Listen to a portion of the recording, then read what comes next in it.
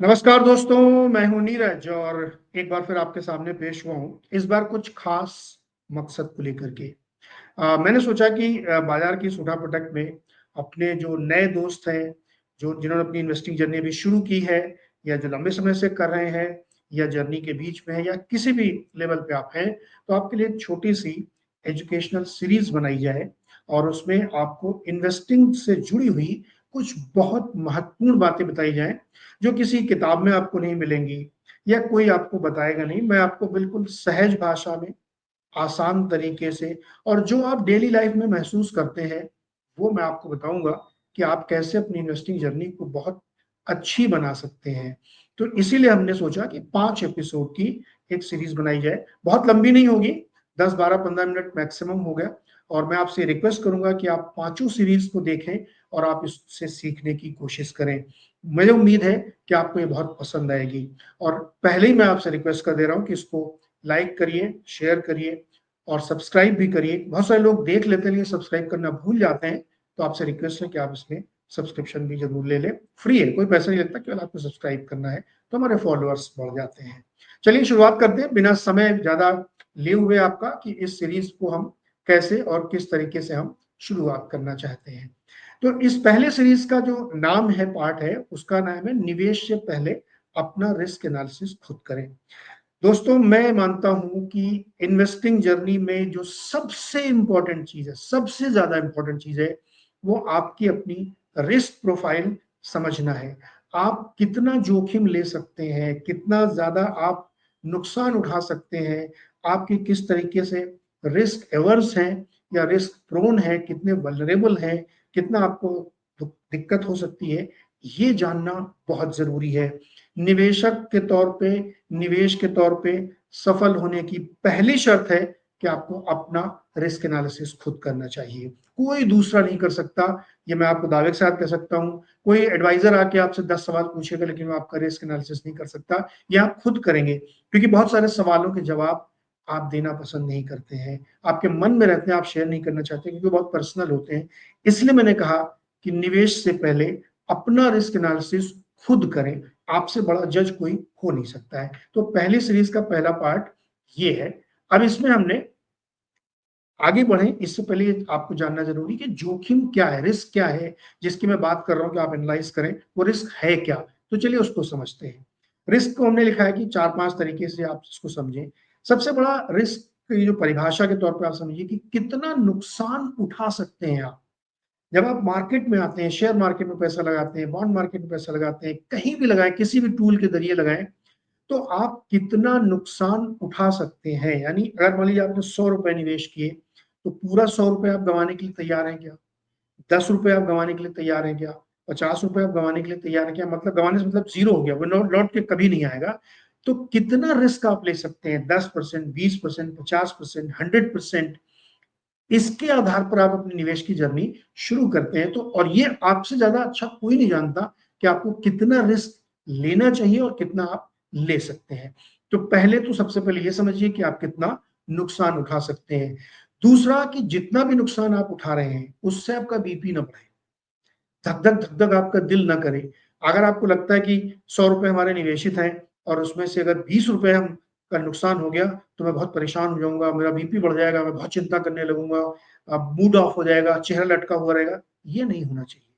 इसीलिए उतना ही रिस्क लीजिए जितना आप बर्दाश्त कर सकते हैं। नींद हराम ना हो। कई बार ऐसा होता है कि जोश में आके आपने रिस्क ले लिया, अरे देखते हैं क्या होगा, पूरी दुनिया तो लगा रही है, हम ही अकेले विरले थोड़ी हैं। लेकिन आपकी रातों की नींद अगर उड़ गई तो इसका मतलब आपने रिस्क एनालिसिस गलत किया है, आप उतना रिस्क लेने के लिए तैयार नहीं। आपको बहुत मजेदार बात बताता हूं मैं। अगर आप अपना पीएमएस का अकाउंट खुलवाते हैं या आप एआईएफ का अकाउंट खुलवाते हैं, तो उनका क्लासिफिकेशन रिस्क के आधार पर किया गया है। एआईएफ जो अल्टरनेटिव फंड होता है, वो मोस्ट रिस्की इन्वेस्टर्स के लिए होता है, इसलिए उसकी लिमिट 1 करोड़ प्लस रखी गई है। जब आप पीएमएस में जाते हैं तो 50 लाख प्लस है और उसमें बाकायदा आपका टेस्ट होता है। आप म्यूचुअल फंड भी खरीदते हैं, डायरेक्ट बैंक खरीदते हैं, तो आपको टेस्ट होता है। टेस्ट मतलब 8-10 सवाल पूछता है। जब आप पीएमएस अकाउंट खुलेंगे तो आपसे 8-10 सवाल पूछेंगे। उस सवाल के आधार पर वो एनालाइज करके बताते हैं कि आप कितने रिस्क वाले हैं, आप कंजर्वेटिव हैं, मॉडरेट रिस्क ले सकते हैं या हाई रिस्क की जोन में है।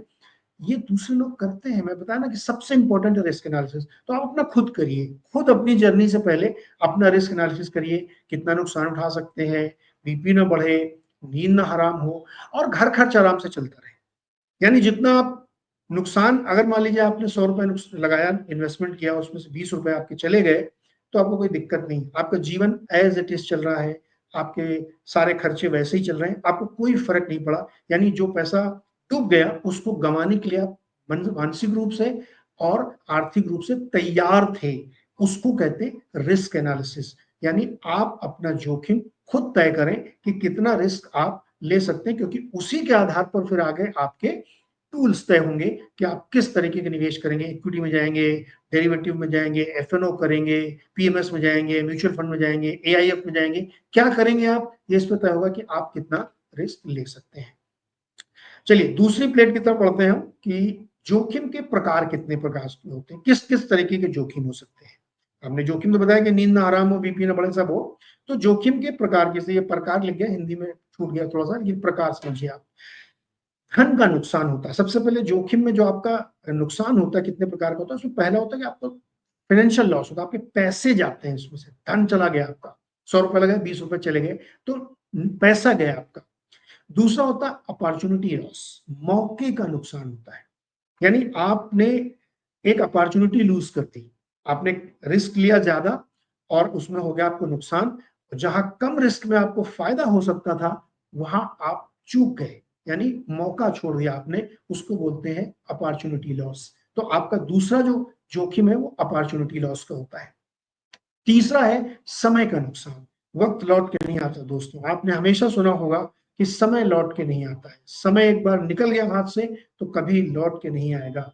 जो जो कॉलेज टाइम की आपकी लाइफ थी वो दोबारा लौट के नहीं आएगी, जो स्कूल टाइम की लाइफ थी वो दोबारा लौट के नहीं आएगी। तो इसलिए समय बहुत इंपॉर्टेंट है। आपने 2 साल किसी किसी इंस्ट्रूमेंट में निवेश किया और आपको उसमें नुकसान हो गया, तो पैसे का नुकसान हुआ, अपॉर्चुनिटी का नुकसान हुआ और 2 साल के टाइम का भी नुकसान हुआ।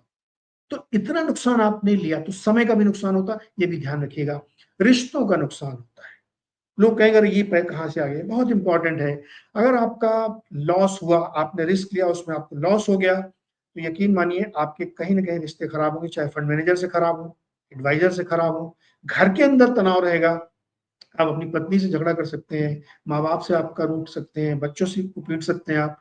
तो आपके रिश्तों में भी दिक्कत आ सकती है अगर आप बहुत रिस्की ट्रेड ले रहे हैं और आपका मूड दिन भर ऑफ रहता है। मैंने ऐसे कई लोगों को देखा है कि 9:15 बजे उनका मूड ठीक रहता है, 3:30 बजे उनका मूड इस बात पर डिपेंड करता है कि आज उनको फायदा हुआ कि नहीं हुआ। ये ट्रेडर्स का हाल है। तो इसलिए आपको रिश्तों का भी नुकसान हो सकता है, जोखिम का एक प्रकार ये भी है। और मानसिक शांति यानी मेंटल पीस खराब हो सकता है। अगर आपने बहुत रिस्क ले लिया तो आपका मेंटल पीस बिगड़ सकता है, आप दुखी रह सकते हैं, चिड़चिड़े हो सकते हैं, आप किसी से ढंग से बात नहीं करेंगे, अकेले बैठे रहेंगे क्योंकि आपको लॉस हुआ है। ये भी एक तरीके का नुकसान है और जो आपके रिस्क से जुड़ा हुआ है। तो जब भी आप कोई फैसला लेते हैं तो उसमें इस तरीके के रिस्क के लॉसेस आपको हो सकते हैं। पैसे का लॉस हो सकता है, अपॉर्चुनिटी लॉस हो सकती है, टाइम का लॉस हो सकता है, रिश्तों का नुकसान हो सकता है और मानसिक शांति का नुकसान हो सकता है। जो ध्यान रखिएगा कि ये नुकसान के प्रकार हैं। अब कैसे आकलन करें, ये एक बड़ा आपके मन, आपने सीख लिया कि जोखिम क्या होता है, किस किस तरीके के जोखिम होते हैं। आकलन कैसे करें, कैसे पता करें कि हम किस तरीके का हमारा रिस्क एपिटाइट है, कितना रिस्क हम ले सकते हैं। तो सबसे पहले हमने इसमें लिखा है कि अपने असेट्स और कमाई की गणना करें।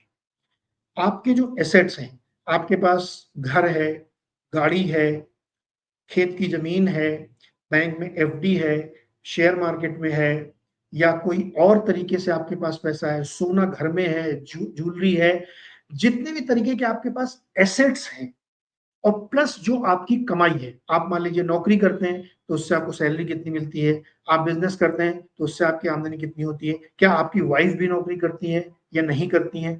तो जितने भी प्रकार से आपके पास असेट्स और इनकम के सोर्स हैं, उन सबको आप कैलकुलेट करें कि मेरे पास इतने एसेट्स हैं और इतनी हमारी रेगुलर इनकम है। पहला काम तो ये करिए। दूसरा, आप रिस्क एनालिसिस का पता करने के लिए अपनी जरूरत को समझिए कि आपकी रिक्वायरमेंट्स क्या है और चालू और संभावित खर्चों का अनुमान लगाइए। अब मान लीजिए आपके जिस सारे एसेट्स के अलावा आपकी 2 लाख रुपए महीने की टेक होम आपके पास पैसे आते हैं, इनकम है आपकी आवक।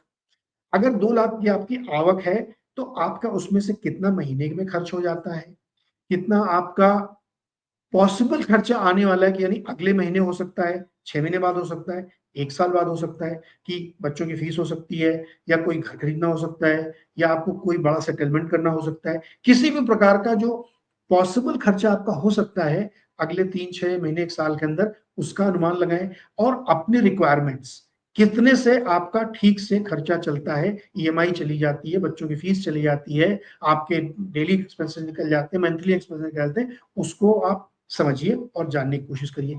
फिर अपने टारगेट तय करिए कि आपकी ये एसेट्स हैं, आपकी ये इनकम है, अब आपके टारगेट्स क्या हैं?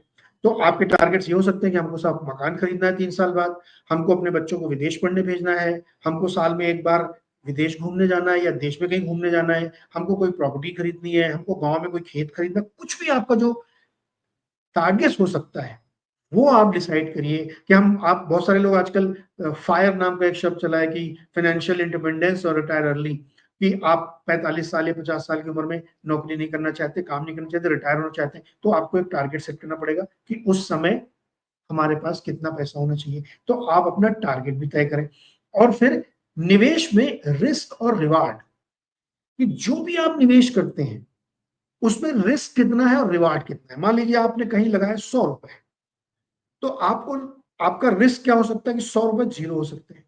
हो सकता है? पॉसिबल है। और इसका रिवार्ड कितना हो सकता है? 200 हो सकता है, 300 हो सकता है, 400 तक कुछ भी हो सकता है। तो रिस्क और रिवार्ड कितना है किसी भी प्रकार के इन्वेस्टमेंट में। आप मकान, दुकान, घर, शेयर, बॉन्ड जो भी करते हैं, उसमें रिस्क रिवार्ड क्या है? कि हम इतना लगा रहे हैं, हमें इतना का नुकसान हो सकता है और इतना फ़ायदा होगा। तो एक स्टैंडर्ड फ़ॉर्मूला लोग रखते हैं कि 1:3 का होना चाहिए। यानी 1% अगर नुकसान की संभावना है, तो 3% का उसमें गेन होना चाहिए। ये एक बेसिक मोटा फ़ॉर्मूला है। आप 1:2, 1:4 भी कुछ भी कर सकते हैं आप, वो आपकी चॉइस है, लेकिन एक स्टैंडर्ड फ़ॉर्मूला 1:3 का रिस्क रिवार्ड होता है। तो इस प्रकार से आप अपने रिस्क का एनालिसिस कर सकते हैं, आकलन कर सकते हैं कि हमारा रिस्क कितना है। क्योंकि आपने अपने खर्चे देख लिए, अपने एसेट्स देख लिए, अपनी सोर्स ऑफ इनकम देख ली, अपने टारगेट्स देख लिए और अपने रिस्क रिवार्ड को एनालाइज किया। तो इससे आपको अपना रिस्क पता चल गया, आपकी रिस्क प्रोफाइल आपके सामने आ गई। ठीक है? तो अब आपने ये कर लिया।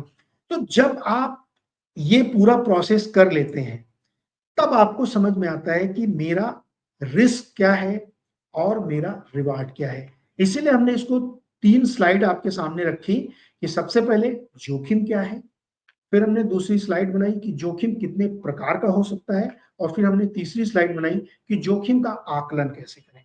जब ये सारी चीजें आप कर लें, तब आपको समझ में आएगा कि आप किस तरीके के इंस्ट्रूमेंट में निवेश कर सकते हैं, करना चाहिए, जिससे आपकी नींद नहीं हराम होगी, आपको बीपी नहीं बढ़ेगा आपका, आपके रिश्ते नहीं खराब होंगे और आप एक हैप्पी लाइफ जी सकते हैं। तो मोस्ट इम्पोर्टेंट इन्वेस्टिंग जर्नी का पहला अध्याय है कि अपना रिस्क एनालिसिस खुद करें। उम्मीद करते हैं कि इससे आपने सीखा होगा और अगर आप किसी भी स्टेज में शुरू करने जा रहे हैं या ऑलरेडी इन्वेस्टेड हैं, तो आज भी आपके पास ये समय है कि आप अपने रिस्क का एनालिसिस करें और उससे ये पता करें कि आपका रिस्क कितना होता है। होपफुली आपको ये पसंद आया होगा। इस सीरीज का दूसरा अंक बहुत जल्दी आने वाला है, तुरंत लेके आएंगे हम उसको।